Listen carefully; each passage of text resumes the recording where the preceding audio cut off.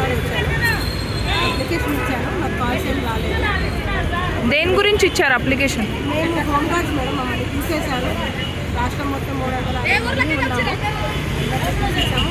వాళ్ళ కోసమని అందరూ కలిసి ఎందుకు తీసేశారు? చిన్న చిన్న డ్యూటీలకు వెళ్ళకపోతే చిన్న దూరాలు అయితే తీసేశారు. మళ్ళీ తీసుకోవాలి అని చెప్పి తీసుకుంటాను. తెలంగాణ ప్రభుత్వం వచ్చినప్పుడు కూడా ఇప్పుడు వచ్చాము. ఇప్పుడు కూడా వస్తుందో రాదో గ్యారెంటీ లేదు. ఒకవేళ వస్తే వైఎస్ రాజశేఖర రెడ్డి పాలన మళ్ళీ వచ్చింది అనుకుంటాము, లేకపోతే అదే కేసీఆర్ పాలన ఉన్నది అని అనుకుంటాము. ఓకే, ఎంతమంది ఉన్నారు, ఎక్కడెక్కడ ఉన్నారు వాళ్ళు? ఆల్ ఓవర్ తెలంగాణలో 360 మంది ఉన్నాం మేడం.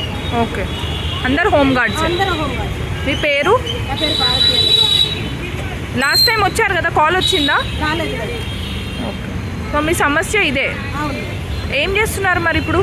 ఇప్పుడైతే ప్రస్తుతానికి కూలి పని చేసుకుంటున్నాం మేడం. ఊళ్ళలో ఎక్కడైనా షాపులలో పని చేసుకుందామని వెళ్ళి అడిగితే మేము ఇంతకుముందు డ్యూటీ చేశారు కదా డిపార్ట్మెంట్ కదా, మేము అడిగిన డిపార్ట్మెంట్ వాళ్ళకి డ్యూటీ చేయమని ఎక్కడ ఇస్తలేదు మేడం. నేను మళ్ళీ విలేజ్లలో వెళ్ళి పని చేసుకుంటాను. అట్లాగనే నేను మాజీ నక్సలైట్, నన్ను పార్టీలోకి వెళ్ళి తీసుకొచ్చి సరెండర్ చేసి జాబ్ ఇచ్చారు. అది కూడా వాళ్ళు దృష్టిలో పెట్టుకోకుండా చిన్న విషయంతో నన్ను తీసేశారు. ఓకే, ఎక్కడ నక్సలైట్? ఎప్పుడు, ఎక్కడ నుంచి తీసుకొచ్చి? 99లో వచ్చేసాను మేడం లోకల్ నుండి. 2006లో నాకు జాబ్ ఇచ్చారు. నేను గోదావరికి అడిషనల్ ఎస్పీగారితో 3 నెలలు మూమెంట్ చేశాను. కొన్ని రోజులు ఇంటర్వ్యూగా చేశాను. అక్కడికి జాబ్ ఇచ్చారు. జాబ్ రాకపోతే రిమూవ్ చేశాను.